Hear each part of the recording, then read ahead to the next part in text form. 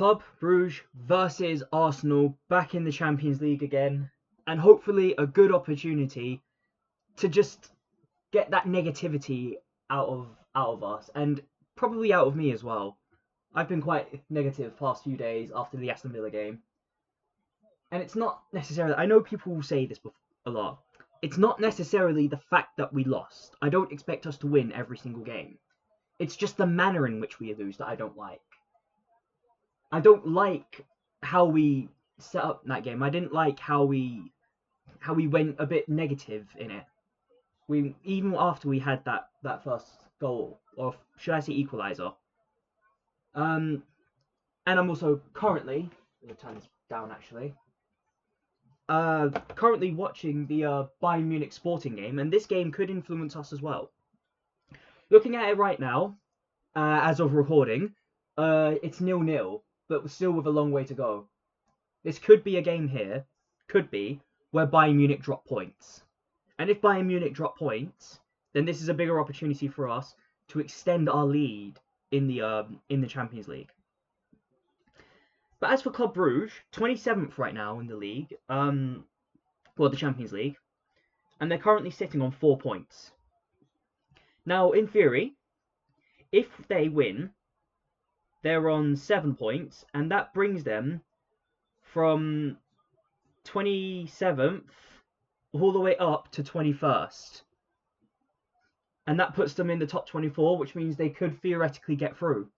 And they're going to want to do that. That's going to be absolutely massive for them. But even then, I still see absolutely no reason to why we couldn't put our B team against this and still win.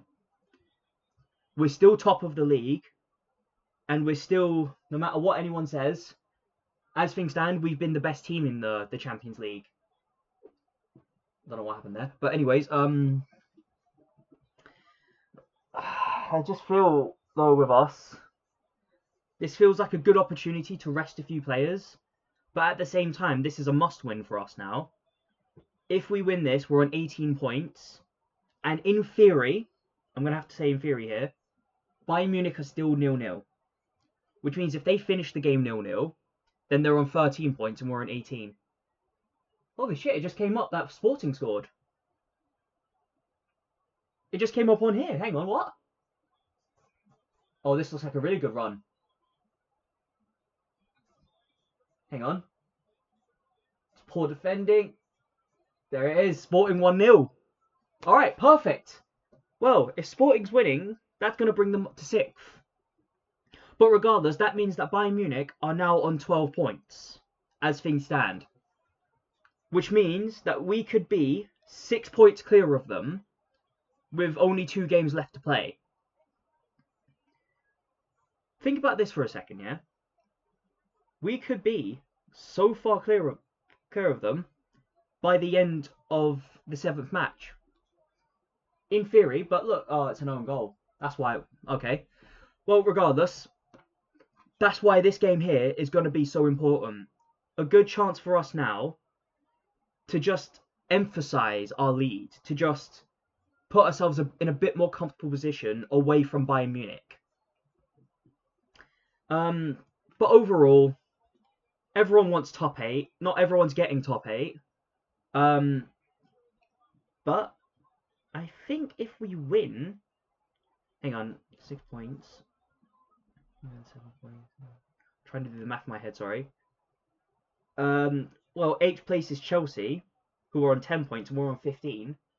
They could still, in theory, catch up to us, unless we win today and then get at least a draw against Inter Milan. So we could get very close, actually, to securing a little something.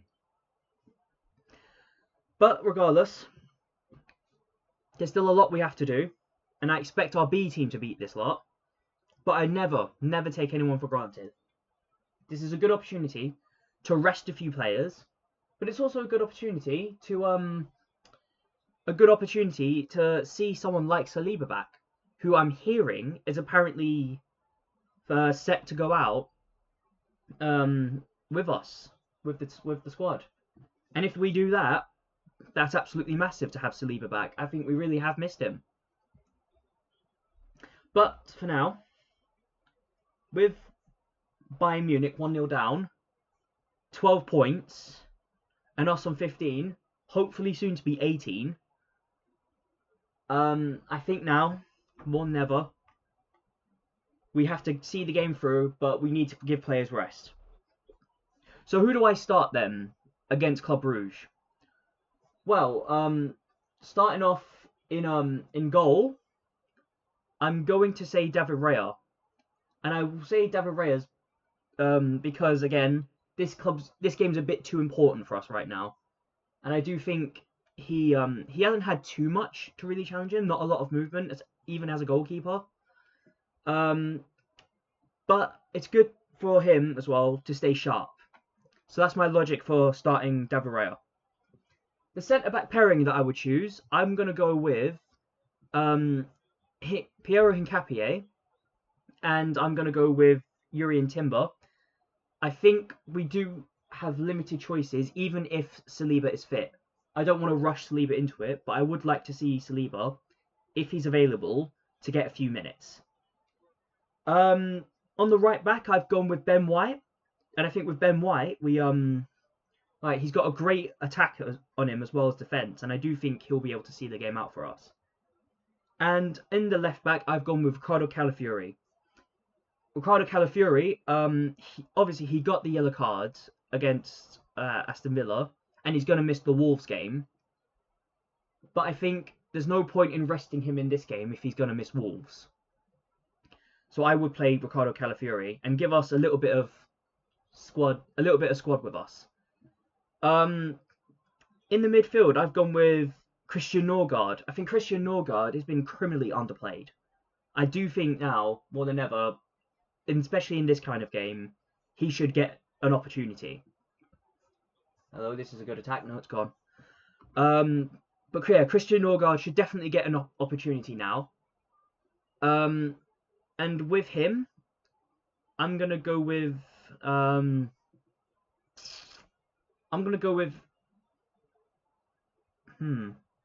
haven't really thought this one through. Oh, I know.